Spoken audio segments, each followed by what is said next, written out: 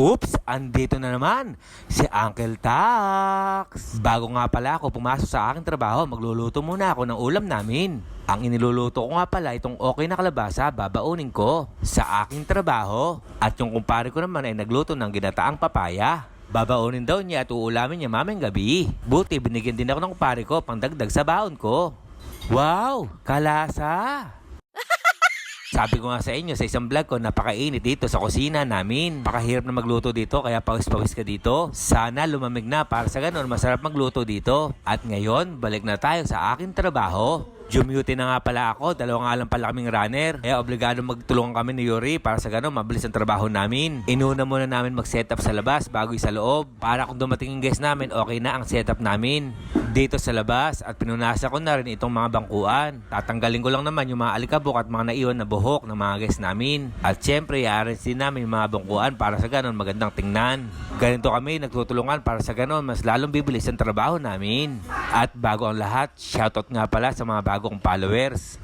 At nagustuhan nyo ang mga video ko. Salamat at ingat. At sa oras na ito, mga kasama ko naman ay naglilinis sa kanya-kanyang istasyon. At pagkayari naman ito ay kakain na kami. Pagkain na naman nasa isip ko.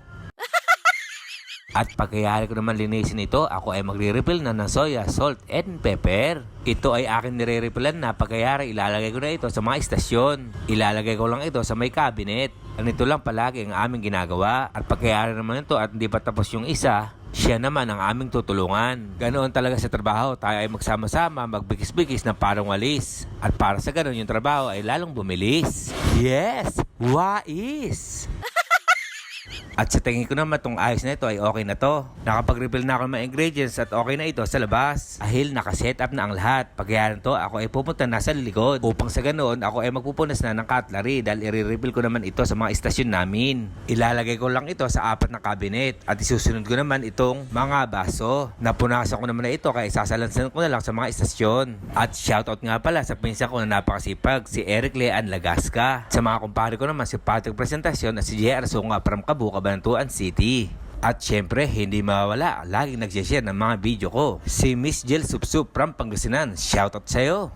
Kaya ngayon, balik na ulit tayo sa pagpupunas ng plato. Ito yung last na, pagkayari ko itong punasan, ilalagay ko na ito sa mga cabinet.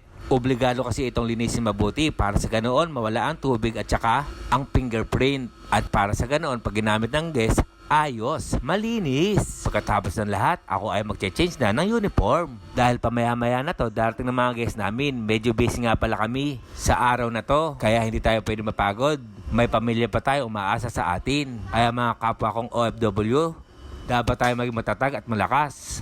At malay sa sakit dahil may umaasa sa ating pamilya. Kaya ingat kayo palagi, may awa rin ng Diyos, makakapiling din natin mga pamilya natin sa Pinas. Tama na nga muna ang kwento, tara kain muna tayo. Ang staff food nga pala namin ay french fries at shawarma. Konti lang kaming staff na dumuti sa araw na to. Bukas madami na food namin.